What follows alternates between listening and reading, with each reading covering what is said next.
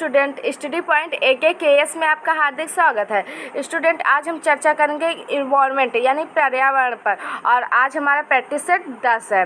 Student, आपको बता दें कि इसके पहले हमने प्रैक्टिस सेट 9 पर चर्चा किया था। सामुदायिक हमारा टॉपिक था सामुदायिक अंतःक्रिया। अब इसके कुछ नए क्वेश्चन हम आपके सामने लेकर आए हैं। लाइक शेयर सब्सक्राइब करते रहिए ताकि हमारे वीडियोस और अपडेट आप तक जल्द से जल्द पहुँचे। स्टूडेंट, आपके सामने पहला क्वेश्चन है,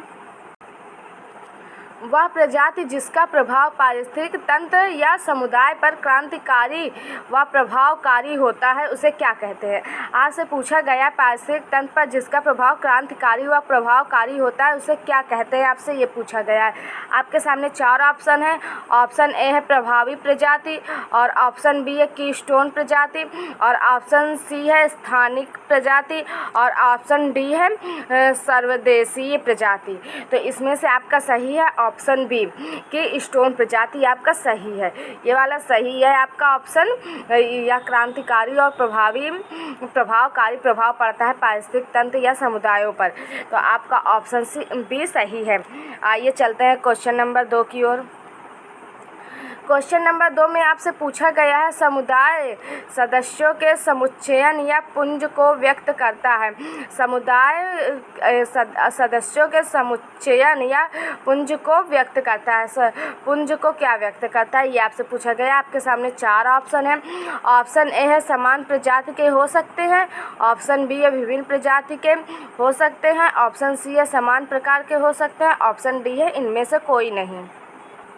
तो इसमें आपका सही है ऑप्शन बी, विभिन्न प्रजाति के हो सकते हैं। समुदाय सदस्यों के समुच्चयन या पुंज को व्यक्त करता है जो विभिन्न प्रजाति के हो सकते हैं। आपका ये वाला सही है। आइए क्वेश्चन नंबर 3 की ओर चलते हैं।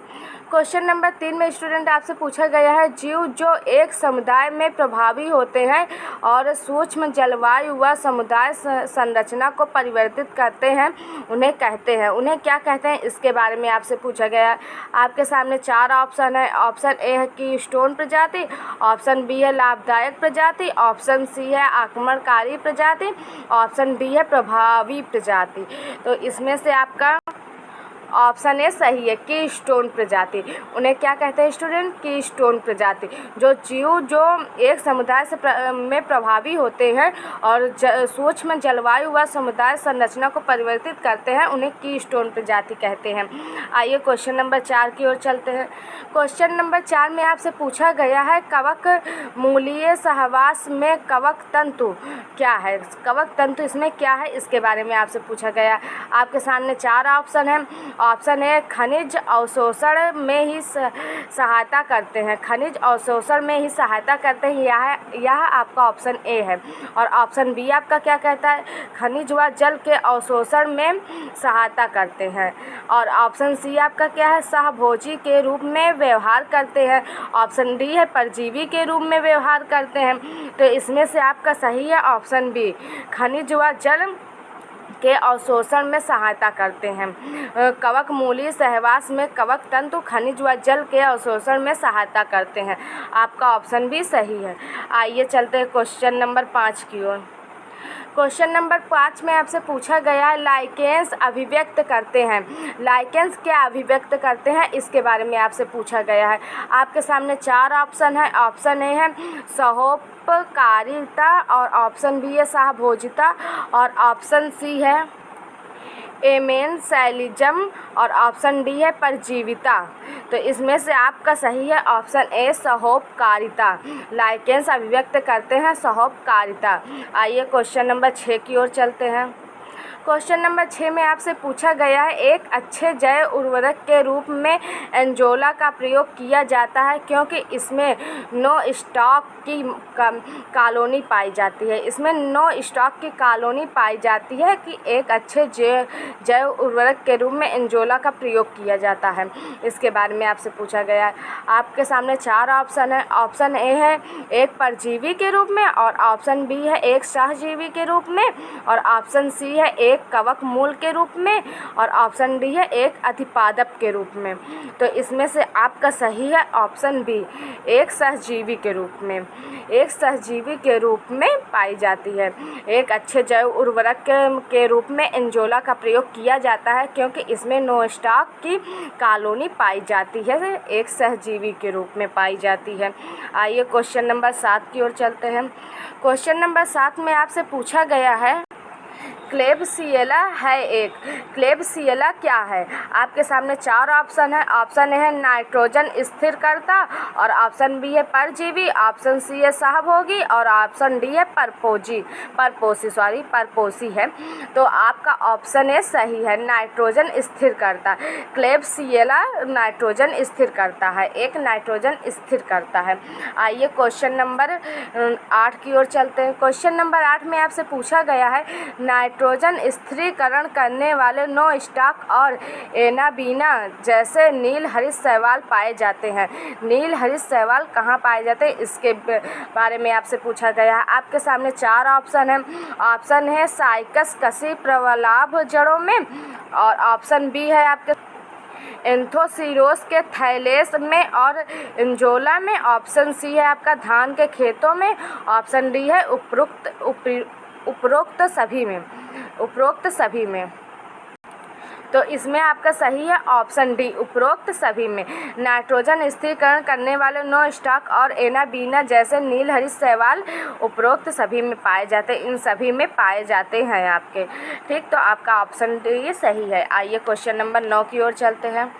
क्वेश्चन नंबर 9 में आपसे पूछा गया पौधे और जानवरों के विभिन्न कार्बनिक अणुओं में जो रासायनिक बंध ऊर्जा उपस्थित है वे भौतिक वातावरण में मुक्त होते हैं। वे भौतिक वातावरण में किसके द्वारा मुक्त होते हैं इसके बारे में आपसे पूछा गया है। आपके सामने 4 ऑप्शन है। ऑप्शन ए है कोशिकीय अपघटन के द्वारा, ऑप्शन बी है आपका श्वसन द्वारा और ऑप्शन डी है हाइरूमस बनाना और खनिजीकरण द्वारा और ऑप्शन डी है उपरोक्त सभी। तो इसमें से आपका ऑप्शन डी सही है, उपरोक्त सभी। ये सभी के द्वारा भौतिक वातावरण में मुक्त होते हैं।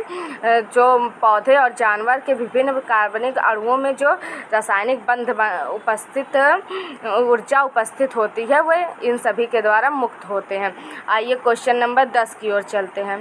क्वेश्चन नंबर 10 में आपसे पूछा गया निम्नलिखित में से कौन सा कथन सत्य है। इसमें आपको बताना है कि इन सभी चारों में कौन सा कथन आपका सत्य है उसके बारे में बताना है। आपके सामने ऑप्शन ए है अपघटनकारी कभी भी स्टोन प्रजाति नहीं हो सकते हैं। इसमें पूछा गया अपघटनकारी कभी भी स्टोन प्रजाति नहीं हो सकते हैं। तो इसमें आपका ऑप्शन है गलत है, अपघटनकारी कभी भी स्टोन प्रजाति के हो सकते हैं ये रहेगा। इसमें कहा है नहीं, तो ये आपका ऑप्शन गलत है। आइए ऑप्शन नंबर बी भी देखते हैं। शाकाहारी सर्वथा की स्टोन प्रजाति के होते हैं। हाँ, ये आपका सही है, ऑप्शन बी आपका सही है, शाकाहारी सर्वथा की स्टोन प्रजाति के होते हैं। और आइए ऑप्शन सी भी देख लेते हैं। सर्वोच्च उपभोक्ता कभी कभी की स्टोन प्रजाति के हो सकते हैं, ये आपका गलत है। सर्वोच्च उपभोक्ता कभी कभी कीस्टोन प्रजाति के नहीं होते हैं। और आपका ऑप्शन डी भी देख लेते हैं। सर्वोच्च उपभोक्ता सामान्यतः कभी भी कीस्टोन प्रजाति के नहीं हो सकते हैं, ये भी आपका गलत है। तो इसमें से आपका ऑप्शन भी सही है। आइए क्वेश्चन नंबर 11 की ओर चलते हैं। क्वेश्चन नंबर 11 में आपसे पूछा गया है सामान्य जीवाणु जिसमें नाइट्रोजन स्थिरीकरण की क्षमता होती है उसे क्या कहते हैं। जिसमें समान जीवाणुओं जिसमें नाइट्रोजन स्थिरीकरण की क्षमता होती है उसे क्या कहते हैं। आपके सामने 4 ऑप्शन है। आपका ऑप्शन ए है स्ट्रेप्टोमाइसीज नोकार्डिया और ऑप्शन बी है पेनिसिलियम एस्परजियस और ऑप्शन सी है आपका नाइट्रोसोमनास और नाइट्रोबैक्टर और ऑप्शन डी है आपका क्लोरोबियम रोडोस्पाइरियम। तो इसमें से आपका सही है ऑप्शन सी नाइट्रोसोमोनास और नाइट्रोबैक्टर आपका सही है, जिसमें नाइट्रोजन स्थिरीकरण की क्षमता इसमें पाई जाती है, यह आपका सही है। आइए क्वेश्चन नंबर 12 की ओर चलते हैं। क्वेश्चन नंबर 12 में आपसे पूछा गया है अधिकतम प्रकाश संश्लेषण होता है। अधिकतम प्रकाश संश्लेषण किस में होता है, इसके बारे में आपसे पूछा गया है। आपके सामने 4 ऑप्शन है। ऑप्शन ए है बृहत समुद्र शैवालों के द्वारा, और ऑप्शन बी है आपका वृक्षों द्वारा, ऑप्शन सी है आपका घास प्रतीर्ण द्वारा, और ऑप्शन डी है आपका डायटमस और डायनोफ्लैजिलेटस द्वारा। तो इसमें से आपका सही है ऑप्शन डी, डायटमस और डायनोफ्लैजिलेटस द्वारा होता है। तो आइए क्वेश्चन नंबर 13 की ओर चलते हैं। क्वेश्चन नंबर 13 में आपसे पूछा गया है फसल के मैदानों में खाद का उपयोग अच्छी पैदावार के लिए या ह्यूमस को जलाने के लिए प्राकृतिक रूप से मनुष्य के सीधे हस्तक्षेप को प्रदर्शित करती है। आपके सामने 4 ऑप्शन हैं। ऑप्शन ए है क्या प्रदर्शित करती है, इसके बारे में आपसे पूछा गया है। तो आपका ऑप्शन ए है पोषण चक्र में, और ऑप्शन बी है खनिज चक्रण में, ऑप्शन सी है आपका पोषण तल में, और ऑप्शन डी है उपरोक्त सभी में। तो यहाँ पे आपका सही हो जाएगा उपरोक्त सभी में। ऑप्शन डी आपका सही है, पोषण चक्र में भी और खनिज चक्रण में और पोषण तल में।